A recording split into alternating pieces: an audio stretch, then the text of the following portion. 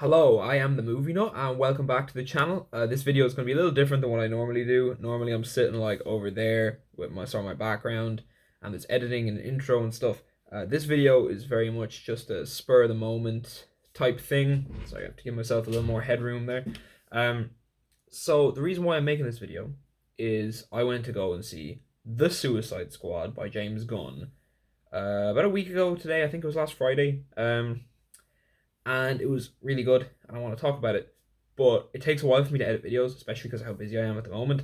And I would like to get this video out while the movie is still in cinemas, still in theaters, still relevant, and hopefully convince a couple of people to go and see the movie because it's really, really good, and I really like it. And that's why I'm just recording this, putting it up, because I'm currently working on the Lord of the Rings trilogy review up on my movie board. It's like this one.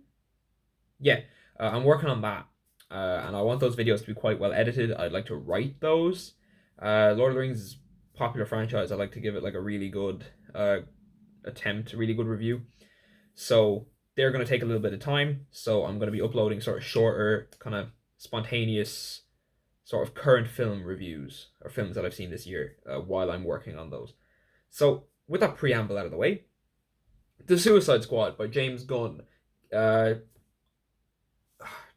don't even know where to start with the movie.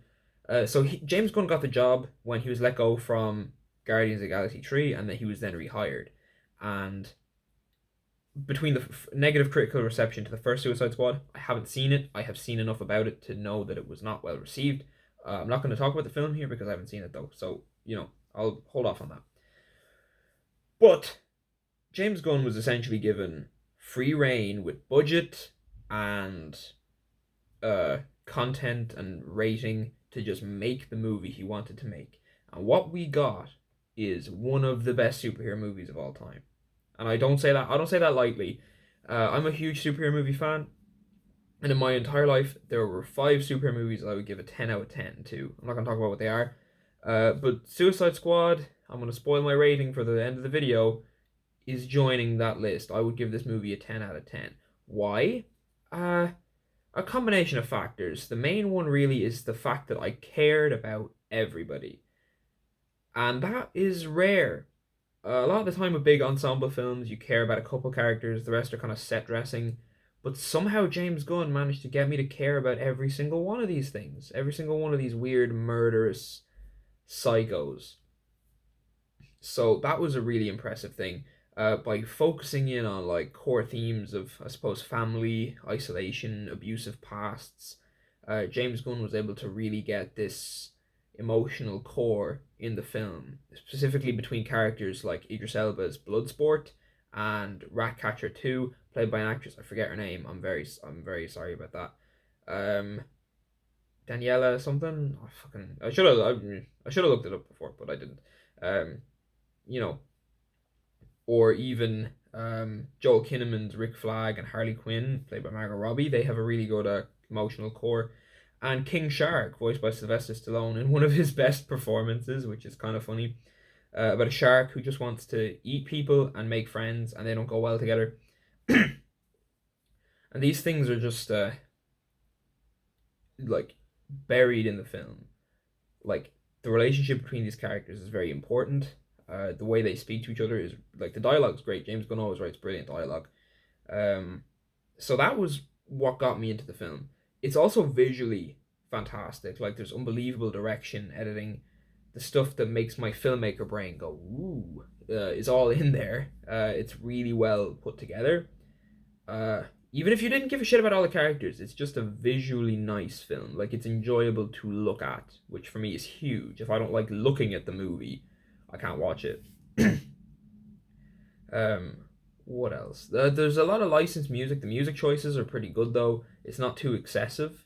It usually fits the scene that it's in.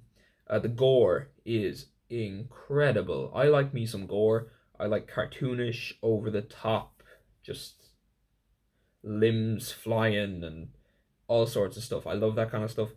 And James Gunn delivers that. You can tell he's just creatively unrestrained. There's absolutely no restriction, or there doesn't appear to be any restriction on his vision. If there is, I have no idea what the original one would be. I'm also trying to avoid spoilers with this review. The villain has been revealed in trailers. It's Starro, and I was a bit like, how are they gonna make a big giant fucking starfish eye scary or intimidating? And he pulled that off, which surprised me. Somehow, this is one of the best superhero movie villains ever. Starro, a giant starfish with one eye, is incredibly well written, and he has like 7 lines of dialogue, maybe. Is that a spoiler? He doesn't say a lot. He's a giant starfish, but when he talks, he has one his final line in the film is one of the best lines of dialogue in a superhero film. Period. If you know what it is, you know what it is. Um, I don't have enough good things to say about the film. The action sequences are fucking fantastic. They're so well put together, so kinetic. My camera just did a weird like jump there. Um, they're so kinetic, and the fight choreography is like every character fights like how they should.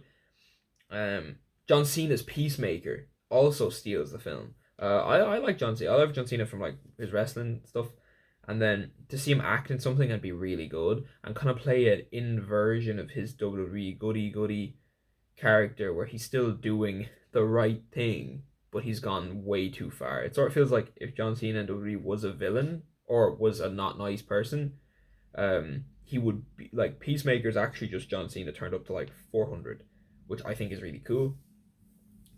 That righteous pro-American guy, except he's gone violent, which honestly W should probably write that. That would be cool.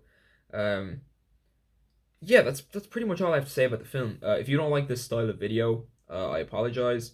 I just wanted to talk about this film while it was out, and I will try and do this for films that release that I like. I don't like talking about films that I don't like, really. The only time I'll do that is if something comes up on the board that I wasn't a fan of. But for the most part, if it's on the board, it's like considered a good film anyway.